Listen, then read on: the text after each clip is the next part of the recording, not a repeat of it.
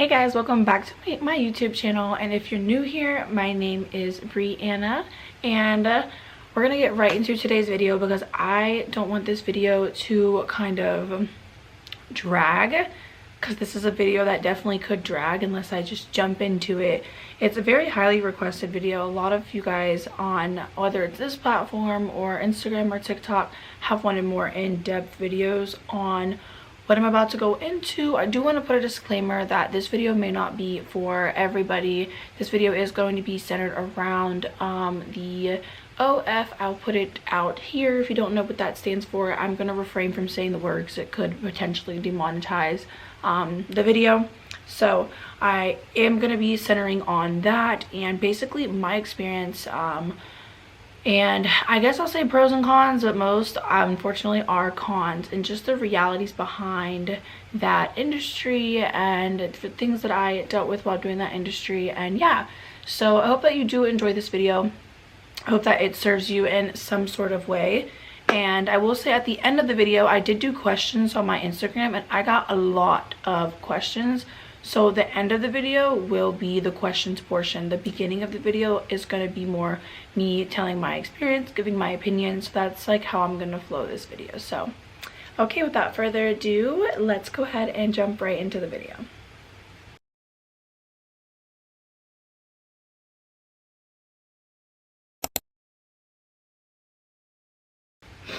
Okay guys, so I have my phone for my notes because you guys know that's how I keep myself centered, how I keep myself grounded. So let's just go ahead and jump into it. So I'm going to start with kind of like a little intro, my experience, how long I did it, and how much I made. And I'm going to get super transparent with you guys. I will post some little screenshots so you guys can see. So okay, so I technically, if we're being technical, I had signed up for the OnlyFans platform in April of 2021, but I wasn't like doing anything on there besides just posting like the same pictures I was posting on like Instagram. Like I really thought it could be used as like just something that if like you had supporters, you could like make money off of. It wasn't anything like adult content, nothing like that.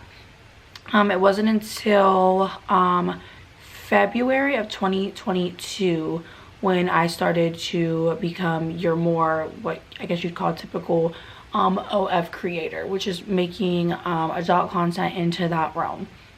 So I just one day picked up a camera and was like, okay, I'm gonna try this, and you know, I'm just gonna try it.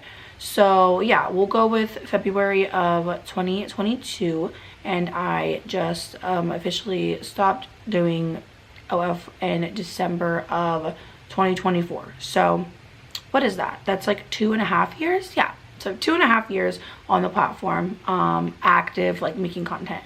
And yeah, that's when I started and how long that I did it for. So 2.5 years, and you guys can see I am directly literally so as you guys can see, I am directly like on the actual payout thing. My page is still up, and I guess you'd say it's up, but it's not active. I'm not like making things on there or anything like that. But so I'm directly pulling these numbers from here. So yeah, as you guys can see from when I made the page, but again, I didn't really make anything, like maybe like $1,000 literally, because I wasn't posting anything but like Instagram content. I wasn't promoting it, nothing like that. So from really February 2022 up until, I guess we'll say now, but again, I stopped in December of 24, so I've been done for a little over a month. So I grossed $285,620.35, which means my net take-home pay was $228,492.79. So that's how much I made on OF in roughly 2.5 years. So you guys can do the math. You know, I feel like you always hear about these people coming on and making like millions and millions of dollars, like crazy numbers, and for majority of creators that's like not how it is. That's still a lot of money, but I would say that's like normal. Mind you, I'm someone that was doing like multiple jobs at a time. You guys know I have a kid, so you know, but I feel like you always hear of these crazy. So yeah, I took home about $230,000 on the platform. So first I want to go over like some different common misconceptions that I feel like a lot of people have when it comes to OF, or even just like the adult industry in general. And I feel like not to like, you know, toot my own horn, but I do a lot of different things. You know, I've worked in military settings, corporate settings, now in nightlife settings, and you know, the OF adult industry setting, which is all different types of people. But I do feel like there's some very common misconceptions that I do want to touch on. And so one is like the work ethic portion. So you guys would not believe, I was shocked how actually hard to like, because when I decided that I was going to start making like more adult style content, I was like, okay, if I'm going to do this, and you know, I do have my reasons why I started. I just was coming out of my divorce. I had got myself into a lot of debt, just because I didn't have anything. Like, I quite literally left everything with him for the most part. So I got in a lot of debt, just trying to get myself back on my feet. So it was about like 50 to 60K of debt over like a year span. And I was like, okay, I'm gonna really start doing this and tuning into this to pay this off, and then I'm going to be done. And that is what I did. I will say this year was the first time I was completely debt free, minus like my car. And that's why I decided to pull the bandage and walk away from the platform. And we'll get into that later. But I do feel like some common misconceptions is that it's for lazy people and that it's easy. And that can literally not be the furthest thing from the truth. When I tell you guys, OF was actually one of my more hard jobs. And I feel like people have that mindset with all types of content creation. Even like what I'm doing right now, sitting down and filming a YouTube video, or TikTokers. People are always like, oh, get a real job. Like, that's not a real job. Personally, I think that's like a lot of envy. People are envious that they like either don't have the personality or don't want to go out and do like content creation. But I heard that a lot. And if I'm being totally honest, there are a lot of lazy people in all fields, but I actually met some extremely hardworking women and men in the OF, you know, industry. You'd be shocked to see some of the people that actually were in the industry. Some examples, I met a woman who literally had her whole PhD. She was a doctor, like a med doctor, and she was doing it on the side very privately. You know, she had her ways, she was getting fans. But yeah, I met some really interesting people. A girl she had her whole veterinarian like license, like went to school for that. So I met some really interesting people, people like me that have master's degrees that were still doing it. So I feel like, you know, it's a very large like demographic, and that it's for lazy people or it's easy could not be the furthest thing from the truth. I remember it was actually really hard for me, especially when I wasn't doing my 9 to 5 and I was just like doing that lifestyle. You had to be very motivated. Like, you had to be very, make myself get up, make myself film, make myself handle any like customs or type of things like that you know might be coming from that. So yeah, it definitely wasn't easy. You had to be very disciplined, and you had to be very much a go-getter to go make that money happen. So I will say that. Another thing that I think is a very like common misconception, I still to this day hear, and I just kind of in one ear out the other, but was that people will say like a lot of like OnlyFans girls might be like, I don't want to get demonetized, but I'll put the word here, or so yeah, people always say that. And actually that is also something that could not be the furthest thing from the truth. Of course, it's the doll industry. You are going to have some girls that are just wiling, some guys that are just wiling.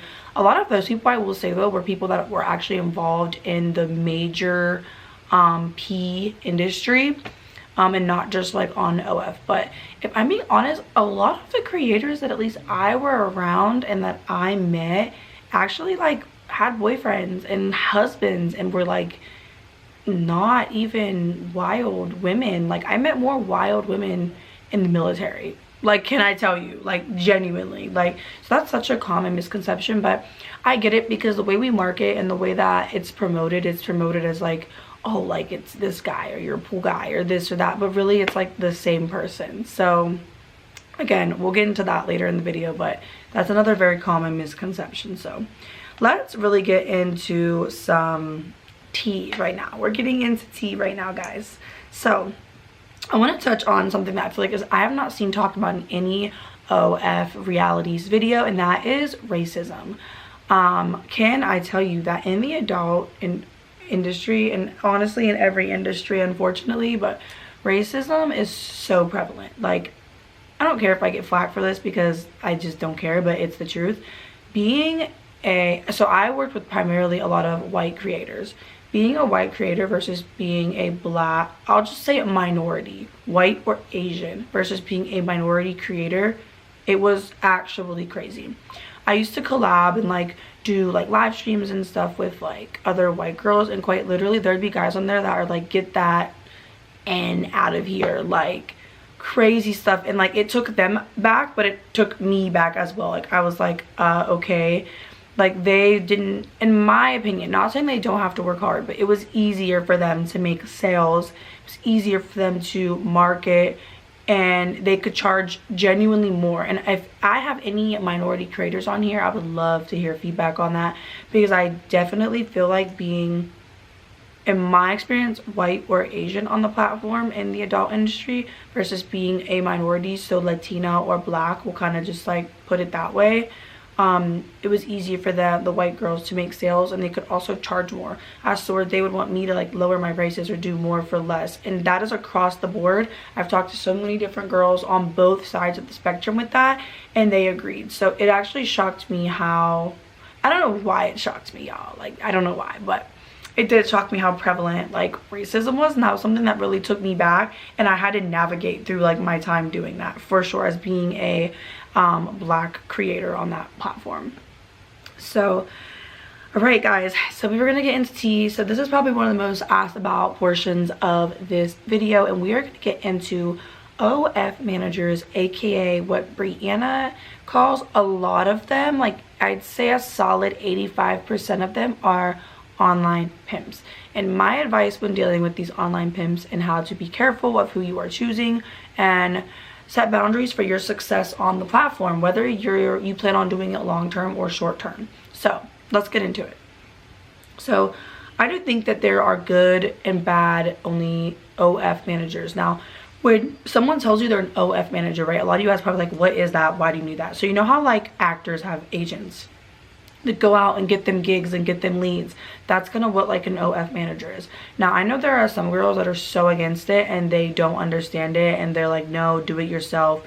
But you have to understand. So for me, an OF manager made sense because I was not willing to use my main social media platforms, or actually even make a new social media platform to promote my page. I really did, for the most part, try and keep those two lives separated. And on OF, it's not like Twitter or like Instagram, where you can just go and search for somebody, or like a search bar. You pretty much have to go, like that person's page has to kind of like be brought to you, right? So if you're someone that doesn't care, you want to get into the adult industry, you don't care about your image, like outside of that, that's what you want to do, you're okay with promoting it all over social media, doing wild things to go viral, then I would agree a manager's not for you. You can collab with other girls with big followings. You can actually pay girls to give you shout outs and promote your page, different things like that.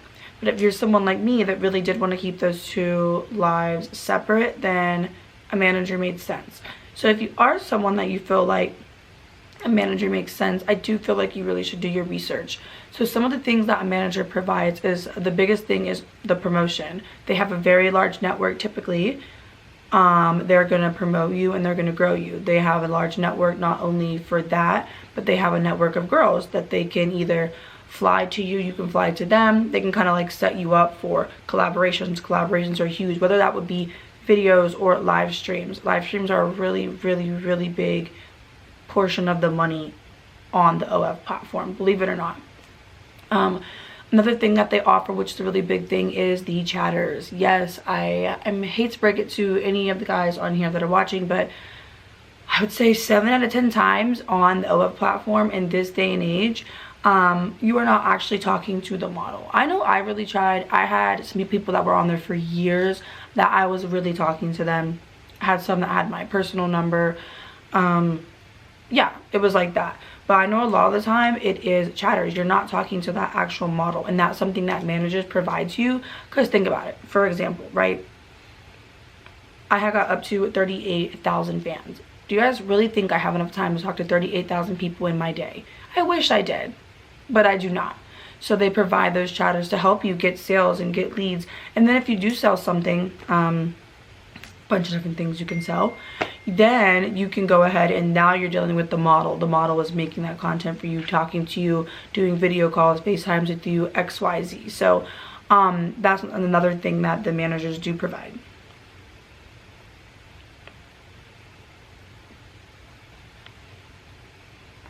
Oh.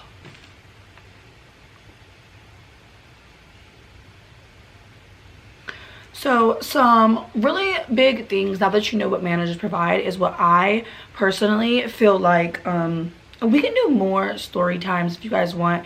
Literally ask anything in the comments. I'm an open book, and I don't want this video to be too crazy long, but if you have more questions we can really get into them. But some things that I would just say I would be wary of when you're dealing with managers is, one, when you're first dealing with the manager, I would ask to see real time like results and real girls that you are able to reach out to yourself to directly ask about the manager. I would say a solid 4 to 5 leads. Ask them about the manager, what they've done for their page, how long they've been with them, XYZ. That's the very first thing. The second thing, and again this is my opinion, if you are dealing with any managers that are trying to come to you and say part of the agreement is that you need to be involved in sexual relations with them, or any type of you have to do content with me, XYZ, I would run for the hills. That's, again, me personally. I personally feel like a lot of these managers use it as a way to essentially like online kind of pimp out these girls, and it's really disgusting. And my opinion, I know some, and you can even message me, I know some managers and some agencies that are great. They really help these girls. They're very professional. And then I know some that I just wouldn't recommend, and I have my strong reasons for not recommending, and you can message me separately about those. I've witnessed some really like traumatic things. I've literally witnessed girls damn near be trafficked via OF. It's sad and it's scary, and you just want to really protect yourself from it. So do not jump into any contract or any thing. Never give someone access to your bank account. And another thing to be really wary of is when you have a manager, you are going to have to pay out, and typically they require high percentages. I know the management I was with for a long time were literally trying to take 50 to 60% of the money. 50 to 60%.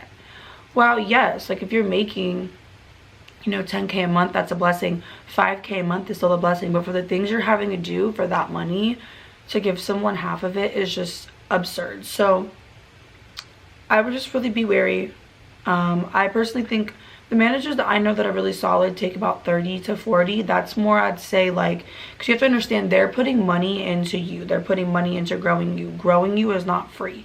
Paying your chatters is not free. So they do have expenses as well. But I would just be really wary of those things. 50% of your money is crazy. And I need y'all to look at me and understand that. Like, what business do you know unless you have a full-on, like, business partner where it's 50-50? Like, it's just a lot. I think if you think it's worth it, then that's fine, but make sure that you're getting back what you're putting in. I would say that. So moving away from that, the next thing I want to talk to is my experience with mental health and kind of my opinions. I know this is a really taboo topic, and a lot of people have a lot to say about mental health and sex work and mental health in the adult industry. And as you guys know, on this channel, I've struggled with different mental health things for a long time. If you guys know my experience in the military, when I was going through my separation, I've definitely struggled with mental health a lot. And I think one thing I want to say is I really thought that OF, when I was doing it, was uplifting me. And I felt so like, oh my gosh, like, I really am doing this. Like, people actually find me, like, attractive enough, it wants it enough, they're spending this money on me. But can I tell you, when I was doing OnlyFans, it really deteriorated my mental health. It deteriorated, I'll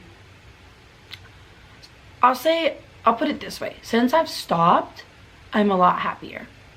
yeah, not having that extra income, like, you definitely feel it. You feel it.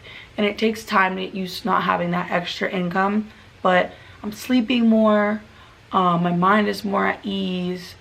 My relationship with my body is a lot better. Like, I've been feeling more confident and powerful within myself. My sexual relationship has gotten better. Like, I used to kind of struggle because, you know, I have a partner. So when you're doing OF and you have a partner, it really throws off like your libido. It really throws off like your sexual drive, because you're just always in front of a camera doing that. So I feel a lot more confident now. I feel better. I'm feeling better in my skin, better in my body. My mental health is just literally 100 times better. And I have witnessed a lot. I've witnessed girls who can't even get through live streams without being on drugs. Like, literally, we have to stop the live streams so that they can take more of their drugs. I'm not kidding. I've witnessed girls that do content completely high out of their mind. I've just witnessed a lot. Like, and I think a lot of people in the adult industry have mental health issues and they just don't want to talk about it. And we need to talk about it more, because I feel like nowadays everybody and their mom has OF. You have like 18-year-old girls graduating saying, oh, I want to do OF, and that's so sad to me. And it like hurts my heart that like I could have been a part of that. Like, I could have drawn someone to want to do that, because I just feel like there's so many other ways you can be successful, and there's so many other things you should try before resorting to that. And I just really want to like get that point across to people. It's really not as easy as it looks. It's not as easy as it looks. And in my opinion, I do think a lot of people in the industry have mental health issues, for sure. But then, you know, I do want to talk about, I have one friend in particular, and if she watches this, she'll know who I'm talking about, but who they love it. I literally have a friend who pee is her life. Literally, when she's done doing OF and mainstream pee, I literally see her, she wants to be like a producer. Like, she loves it. She finds it empowering. She finds it beautiful. I've met a handful of people that I truly feel like are happy doing it. And it really is like, it sounds weird, but a calling for them. But I'd say 70% of the people are just pushing through because of how good the money is. If you're really motivated and if you really are willing to do the things you need to do, the money is like out of this world. Like, you guys just saw, there was a girl who made $43 million. Like, but then you want to know, that girl looks about 16 years old. So, you know, it's like, you have to just understand you're a part of a really sick and honestly twisted community. You're going to see a lot of really crazy things. And we'll get into that more in the questions portion. But yeah, I did want to touch on that part.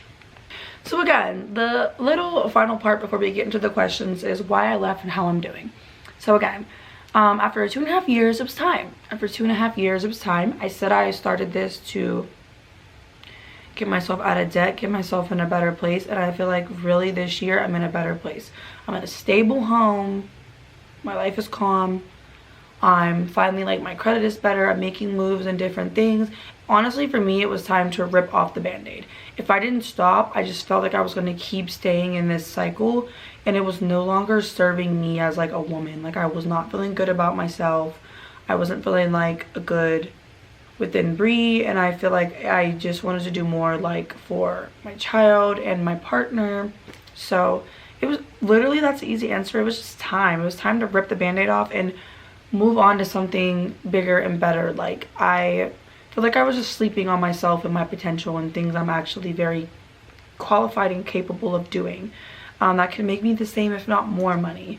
So that's why I left. I'm really doing great. I do want to get into these questions because you guys really asked some great questions on my Instagram, I have to say. So, and again, this is getting in some more tea. We're getting in some more tea, but you guys know we love that. So, okay. I already answered the first one, but how much did I make total on OF? And that is net. So net would actually hit my account was $230,000 because I'm going to round up. So $230,000, which is wild. Wild. I don't even know where all that money went, but debt, a lot of debt, a lot of you know, I live in a beautiful home. Like, it went to a lot of good things. I did do traveling, things like that. But yeah, how much did I make? That amount. But again, I was paying management and things during that time. So take that into a fact, okay? And then someone did ask me, do I pay taxes on OF? And yes, I do pay taxes on OF. I did my taxes every single year, and it's expensive. I know last year I quite literally owed like 30K, but my accountant really did his big one and got me down to only owing like 2,100. Because again, when you are any type of creator, you can write off a lot. Highly recommend getting like an LLC or something, but you can write off a lot because they are expensive. There's traveling involved, trips involved, new camera setups. There's so much, so you can write off a lot. But yeah, I'm not one of them girls. I did my taxes every year, y'all, and it did suck, but you got to do it because do not play with the IRS. So I feel like that's also a common misconception that all the girls just don't do taxes. Some don't do taxes, but eventually they do have to, and it does catch up with them. But a lot of people, I will say, at least that I was around, models that I met, they were on their shit. They were filing taxes, they were putting money aside, they were setting up like other businesses and stuff with this money. So I think for the most part, I did choose like really good people to be around within when I was in that industry. So someone asked what the future conversation looks like when kids find, if my kid finds those pics of me. So I will say, one, anything you post on the internet is forever, like, and people are trolls. So I know the bigger my and that's another reason why I wanted to stop. I knew the bigger my platforms were getting, I wanted to move away from that. So anything you post online is forever, but there are things you can do. Like, there's full on, I did it, it's like software malware. You do have to pay for it monthly, and I'm still going through it. It's gonna probably take up to a year. But basically, they sift the internet and they just keep deleting anything that they see of you.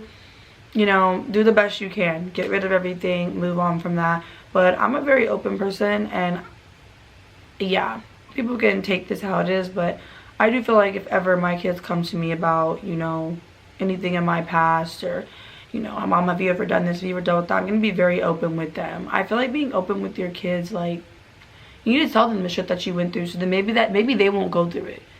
Like, so I'm not ashamed. Genuinely, I'm not ashamed of anything that I did. I don't really know where me and my son would have been, and if I wouldn't have, you know, started that and figured out something to just get us back on our feet. And I'm not ashamed of it. I went through it, you know, I grew as a person, and I'm done with it now. I'm not ashamed of it. So if he ever does, you know, hopefully never comes across it, but if he ever has questions on it, or even does come across it, it's a conversation that we know as parents we're gonna have to have. And then it's up to our kids as their own individual selves to figure out how they feel about that, and that's valid. Just like there's parents who work 20 hours a day and don't see their kids, and when their kids get older, they're like, mom, like, dad, why were you guys never here for me? Like, you know, like, it's both ends of the spectrum. And our kids are their own individual selves, and then it's up to them to figure out how they feel about it. One thing I'm never gonna do is lie to my son, ever, because he deserves a mom that would never lie to him. So that's how I feel about it. Miss OF, no, I do not miss it at all. Only thing that I like is the money, but I know that I'm capable and smart enough of making that much money and then some in other aspects, other business endeavors. So I do not miss it at all. I'm much happier now not doing it. Did OF have any impact on your life, relationships, family? Yeah. Okay, so I would say the things that happened while I did OF was I did not talk to my little brother for literally 2 years. He was really mad when he found out I was doing it, and he had an incident where my brother is, how much younger than me? My brother's like 5 years younger than me, like 4 or 5. So some guys at school had pulled up like a video of me, and my brother like saw it, and he didn't talk to me for 2 years. So it sucked because me and my brother were actually really close. Now we're close again. We've kind of talked about it, we've moved past it, and I understand him and he also understands me. But yeah, I didn't talk to my brother for 2 years. My dad, unfortunately, and I will say when my dad passed away in February of 24, that kind of really pushed me to want to be done, because my dad didn't like scold me or anything, but my dad wanted better for me. My dad kept telling me, I just feel like you're better than that. I feel like you're so smart, like you went to college, you were in the military, like you don't need to be doing this. But at the same time, my dad always was a hustler, and my dad did things that weren't always the best to provide for the family. So he felt me on like a level of that, but he wanted better for me. So I know when he passed, that's another reason why I made it my goal. Like, I want to be done with this, because I know like my dad would be so proud of me that I'm not, you know, actively on there like making content or doing things like that anymore. So when I officially fully delete the page, I know he would really be proud of me. But yeah. So besides that, no, I didn't really have any serious relationships besides the man I'm with now. And he, like I said, was on board with OF, but he felt the same. He wanted me to do something better, so he did support me while he had to, because I made a promise to him that I was going to stop. So I will say, dating and doing OF, I don't recommend it unless you're dating someone else that is doing that. Like, it's just hard. I feel like you attract a certain type of man, and like I got lucky that I, you know, have a good partner, but you attract a certain type of man, and it's not the type of man that I personally want in my life, or like to be around. So I just don't recommend it. It's hard. Dating and doing OF is really hard. So commend anyone that's trying it or doing it, but it's not easy. So I tell girls, if you're gonna do it, go into it single. Again, make a goal, knock out your goal, and then go from there. That's like my advice. Do I regret doing OF again? No, I do not regret it, but I'm happy that I'm done with it. What is the craziest thing I did? So yeah, doing OF made me have a different perspective of men. It really changed the way I view men as a whole. It gave me trust issues because of the amount of married men on there. And even like men that like I know in real life, I know their wives would be on my page like trying to talk to me. I know models that are okay with that. Money is money. I personally would block them and remove them. I wouldn't tell on them, but I would block them and remove them because I just wasn't comfortable with that. People like that know me in real life. One of my dad's friends had subscribed to me on there, and I thought that was very uncomfortable. He literally was watching me grow up as a kid, so I removed him. I never told my dad, but it was like things like that really just made me view men in like almost like an untrusting, disgusting way. Really weird fetishes, really weird requests. I would say, it's funny because this is like a running joke to people that know this, but I would say probably the craziest, I'm trying to think, craziest request I got was to, people will want you to like link with them, but I'm totally against that, because at that point then you're like a prostitute, in my opinion. You're prostituting yourself. So they'd want you to like pee on them and poop on them and things like that. But the weirdest thing I think I actually carried out was when, yeah, people would want to buy like your undergarments, like your, you know, underwear, and they'd want you to like poop in them. Like, can you like poop in them or like work out in them, make them sweaty, make them nasty? They pay crazy money. Like, I'm talking like $1,000 for stuff like that. So that's probably the craziest thing I like entertained slash like did. Definitely, I will say OnlyFans did open me up a lot as a woman, like sexually, because you guys know prior to that, you know, I was like married. I didn't have a lot of partners. I didn't have a lot of partners while going through that either. It was very few. But it opened myself up to like different things you could like with like a partner, different things I might like, different things you can try. Opened me up to different types of like for foreplay, like massaging, things like that. So it really just opened my eyes to like all different types of like sexual experiences you can have. OnlyFans also did show me that I kind of actually did like girls in a way, not like full on where I could like date a girl, but OnlyFans definitely kind of pushed me that I found like an attraction in women. I found women beautiful in a more like sexual, intimate way, and that kind of like took me aback a little bit. But so I learned a lot about myself, which I appreciated. Like now, like I appreciate that. I appreciate that information. Like it was cool, it was fun, but it just was something I didn't want to do forever. Let me keep going. Someone said that they're excited to hear everything and get more insight. So I hope this video was everything you were looking for. How much control does management really have over OF models and accounts? Great question, and I did touch on that, but they have full control. They are on the page 24/7. They see everything. They are talking to the fans. Yeah, full control.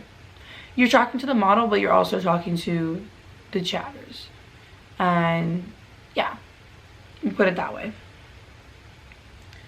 Did it bother you if people you knew in your personal life subscribed? Yeah, I touched on that a little bit, but yeah, I found it uncomfortable, especially, yeah, it's just people I wouldn't expect, and it was just uncomfortable. And that's another thing, even now, sometimes when I walk around, I'm like, I wonder if this person saw me in that way. That's like one of the hard things that I deal with. Like, I wonder if this person saw me in that way. It makes me sad sometimes. Like, I wish that some people didn't see me in that way, because I do feel like I am more than that, and I have more to offer than that. But again, it's a decision I made, a decision I have to live with. Put your big girl pants on. But yeah, it was uncomfortable, and people who knew me in real life would stop. Like I said, especially people like people's husbands. It was so gross to me. I'd be like, what is wrong with you? But it really made me have serious fucking trust issues. Like, men are capable of a lot, but like, it scared me. It very much scared me. What was the final straw in calling it quits? Again, I just hit my goal. Like, I had hit my goal, and I felt like I was being so stagnant. Like, I was just okay with this check just coming in. And again, even still, it's there. Like, I haven't still fully deactivated, but I'm not on there making content. I'm not doing lives. I'm not offering any of that stuff. But that's how much people still want to watch things like that. Like, I'm basically using it so other girls can promote themselves and things of that nature. But it was just, yeah, I hit my goal and I felt stagnant, and I needed to walk away from it to find my higher calling and my higher purpose. And I really felt like I wanted to get back more close with God. I feel like when I was doing OF, my relationship with God swayed because I didn't feel worthy of like talking to God or having a relationship with him while I was doing, you know, that. And I will say, since I've stopped, I have had a better relationship with God. I've been reading more, I've been into the word a bit more, and I've been just talking to him more. And you know, that's like the beginning of the more close relationship I want to have with God, that I feel like I couldn't really grasp and attain while I was still doing that type of work.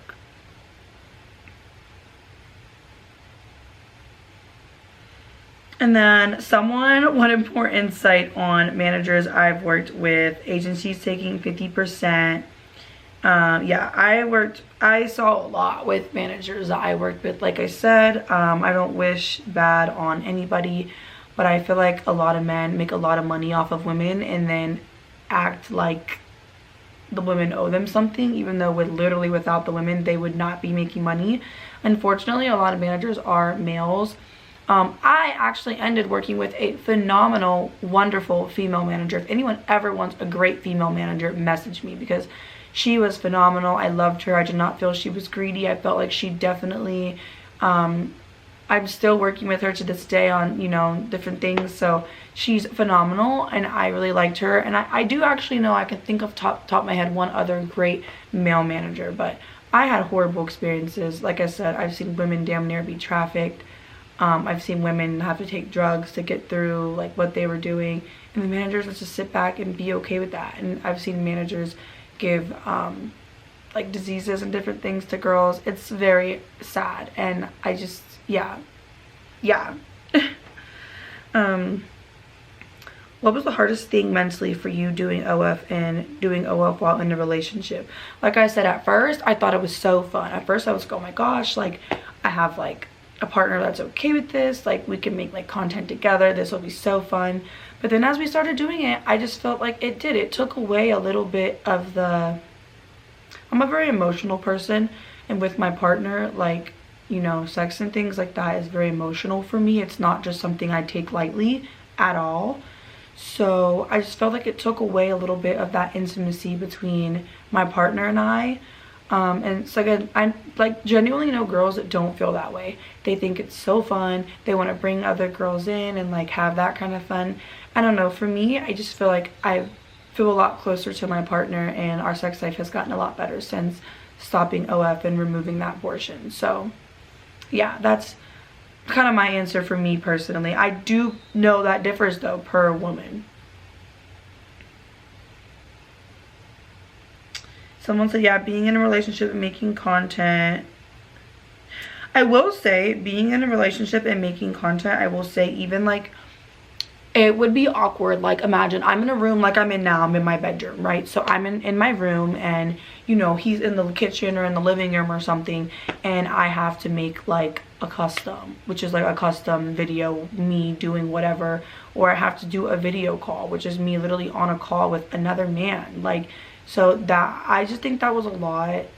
At least my partner like wanted to support me, but then when it got into like this realities of things like that, he just wasn't okay with that. But I mean, I'm sorry, but I just feel like a lot of men aren't, and that's okay. Like, that's not easy to have to deal with, and that's why I'm saying, like, OF and being in a relationship, I just think it's so hard, and I honestly like just don't even recommend it for that reason.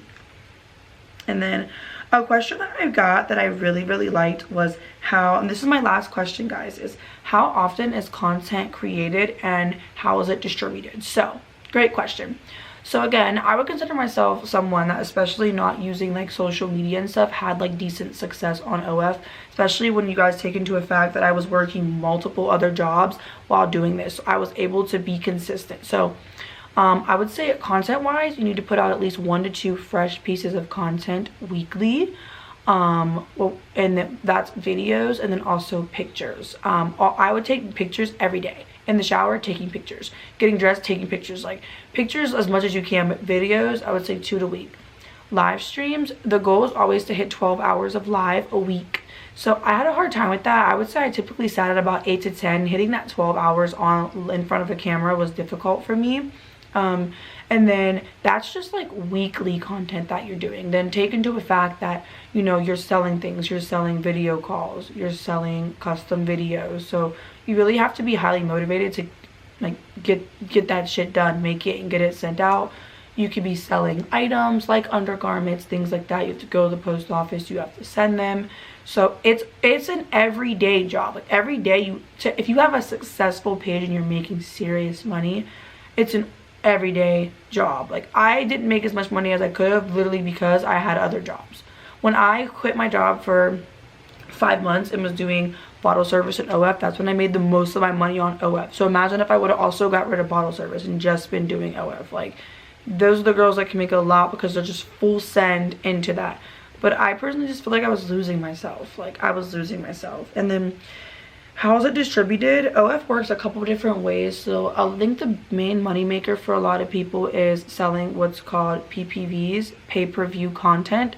So you sell like videos, pictures, all kinds of stuff in the DMs. They just click it, it unlocks, perfect, you made a sale. People can also buy things from you, like, oh, I want to buy a call. Okay, it's $200 for 5 minutes. They'll tip the $200, you set up the call, perfect.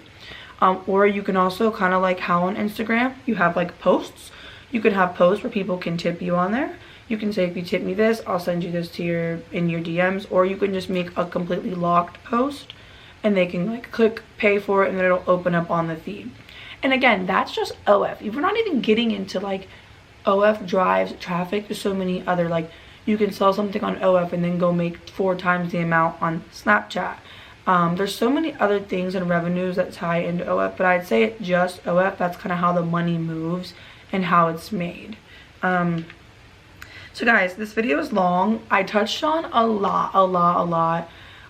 Please ask me any questions you may have in the comments. I do want to say, I know I may get some hate comments, but I really do appreciate everyone's support. A lot of people on this channel have really seen me grow as a person, a woman, over the past, like, man, since 2017 or 18. So like 7 to 8 years, and that's really crazy to think about. So thank you for your support. I do appreciate everyone that supported me while I was doing that, and before and now after. I'm excited for you guys to see me on the journey I'm on now, and the new endeavors that I'm taking. And I hope that this video could help you, serve you, answer questions any type of way. And yeah, if I need to do a part 2 on anything, you guys just let me know. And yeah, thanks, and I'll see you guys in the next video.